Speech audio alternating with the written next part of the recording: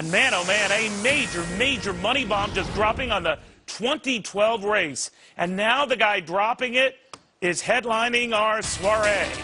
Welcome, everyone. I'm Neil Cavuto. And while Rick Perry is pulling out all the stops today, is this guy where all the grassroots dough actually starts and stops? We've got some fresh numbers showing Ron Paul reeling in close to $3 million in the last 5 days.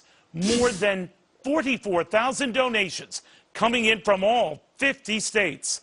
So for critics counting him out, maybe they should think twice as he just counts the cash? The Republican presidential candidate joining us now on the phone from Jackson, Texas. Congressman, these are off-the-chart numbers. And what makes them striking is largely in small denominations, thousands of them.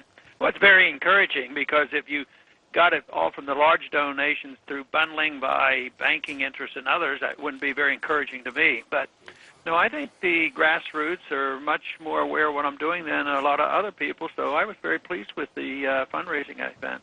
You know, it's interesting because your fellow Texan, Rick Perry, is out with this flat tax proposal. We're going to get into a little bit. He's going to be a special guest of mine discerning it. But while he has in the past raised some big money from some big donors, nothing like what you've been able to do on the small, just average American front.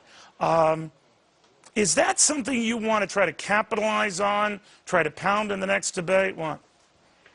Well, I probably should do more of it. I think it's natural for what I'm doing to get small donors because, you know, over the years I've been in Washington for a while, and you know, the lobbyists don't bother me. They don't come and pester me, and I don't get a lot of PAC money.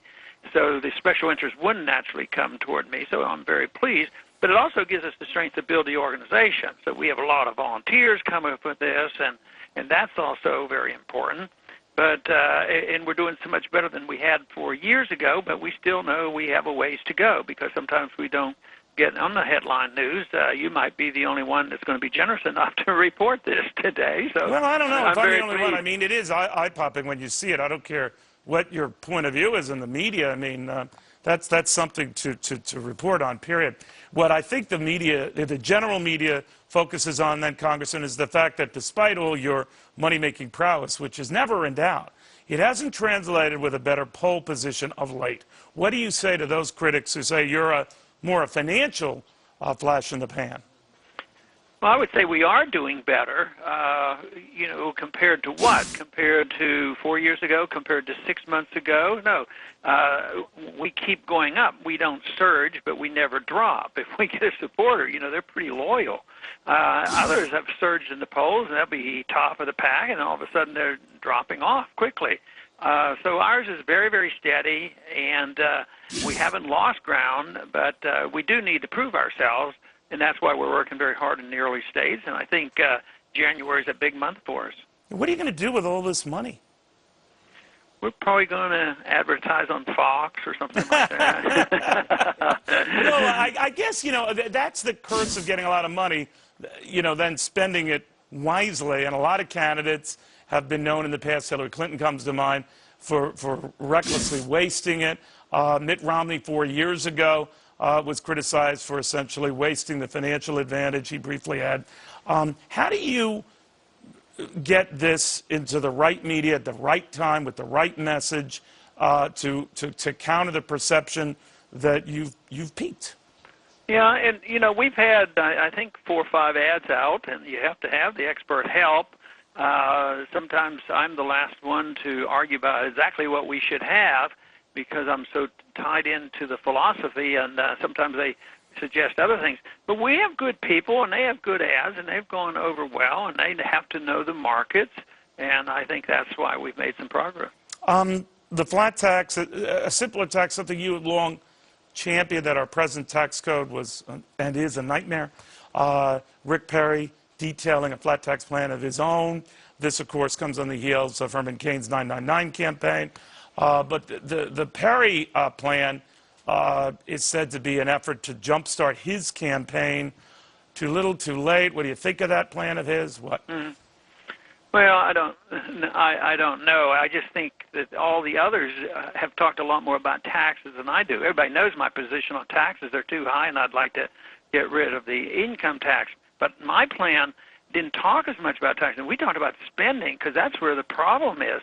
And I think they do this almost to stay away from the difficult choices. How many others have really offered any significant cuts? Nobody's offering that. Nobody in Washington offers real cuts. And I think that's where the problem is.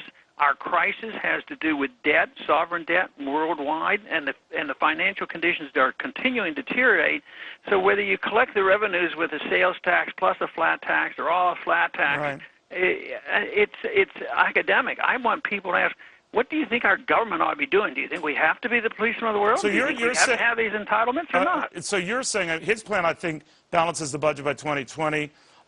If he were to be reelected, essentially by the time he's close to out of office, your plan, if you get elected president, is to balance it, I think, by your third year. Third year, but we cut $1 trillion the first year. I mean, people's eyes glaze over and say, oh, I'm going to balance this in 15 or 20 years. Right. I mean, the only thing that counts is 1 year. The same people aren't there after 1 or 2 or 3 years. So you have to do it. You have to do it right away. But you have to change the appetite for government. The taxes, the tax code, and the method of collection won't solve the problem. It's not an arithmetic problem. It's a strategic problem on what we think our government ought to be doing. And I think our government should be protecting our liberties and not running our lives and running the economy and policing the world. So there's a big difference. Right. And I try to emphasize that. Well, Congressman, you must be doing something right with all those folks giving you checks, $5, $10, $15 at a time. It's added up to some wampum cash. Congressman, good having you on again. Be well. Thanks a lot.